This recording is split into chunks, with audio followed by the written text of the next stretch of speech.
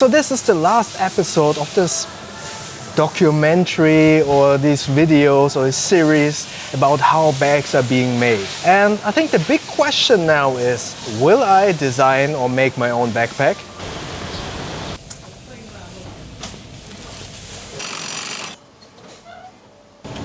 So yeah, this is the last day of me filming in these two factories, one in Jakarta, one in Semarang. And wow, this whole experience was mind-blowing. I learned so much, and now I can appreciate even more how complicated and how intricate bags are, and how much detail and love and passion you can actually put into a design. So that makes the question about if I would design a bag actually a little bit more difficult.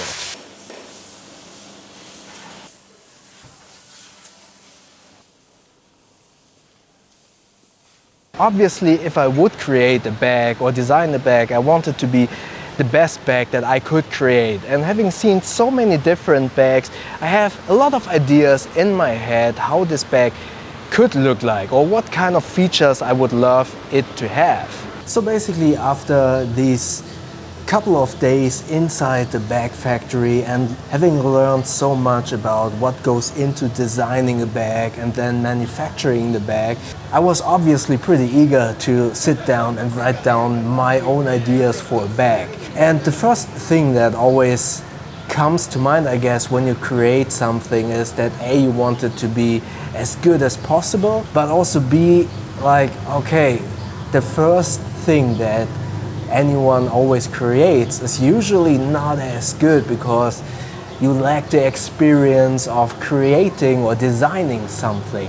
And that's totally normal, but obviously it's kind of scary, like for a bag reviewer to create a bag, and then if the bag is pretty bad because you don't have the experience in terms of like creating the bag, that's pretty scary, to be quite honest. So I'm still having the thought of maybe sometime, years in the future, to partner up with a brand and have like an already existing bag and make a Ismono edition about that. Second thing is, I was actually sitting in the car with Roy from Rich Bake and the owner of Tas Indo as well. I was asking a little bit about, okay, what does it actually take to build a bag from ground up until it reaches the end consumer?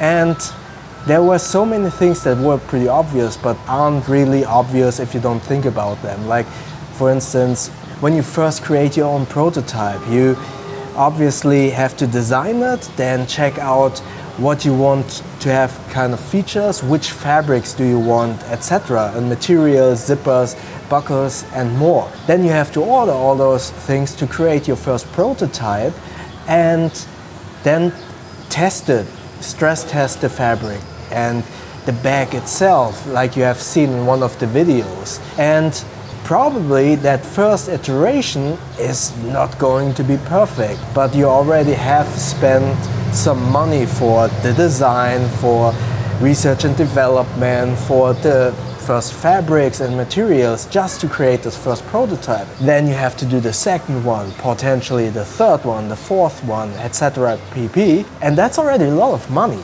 and a lot of time that goes on. And he told me that the first step of like creating the final version that will go into mass production, that could take like 1, 2 or 3 years. So obviously that's a long time and a lot of work and a lot of money as well, because obviously you don't get the fabrics and the materials to create those prototypes. You don't get that for free. And after that is done, after you have your first prototype and you maybe want to go the Kickstarter route, if you're not an editor or a filmmaker like me, you need to hire people that make the movie for the Kickstarter or the photos and stuff like that. That's also money that you need. And once that is done and you maybe have your Kickstarter running and hopefully that is successful, then you start production. That also takes a long time. So overall, it's not unrealistic that something from first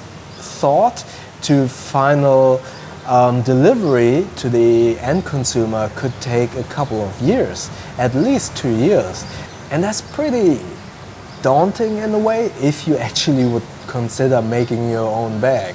So basically in the end, I put that thought away and think that's a dream that I might have someday in the future. And as I said, I would rather have like a brand or choosing a bag that I really like and say like, hey, can I have a Ismono edition of that and change that up a little bit? That would be pretty awesome. So to give you a definitive answer for now, no, I will not design or create a bag in the near future. But it was an incredible experience here at Tas Indo, and I thank Roy from Rich Bake and the whole team here at Tas Indo for giving me the opportunity to see firsthand how a bag is being made, how a bag is being designed, and what it actually takes to have a bag from point A, which is the thought of creating a bag, to point X, which is the end delivery to the customer. I learned so much, and I think this will benefit me a lot when I will review all the bags in the future. And I really hope that by watching these videos you have learned a little bit yourself about how bags are being made. Obviously, I had to edit down these videos to make them like in a short, entertaining length.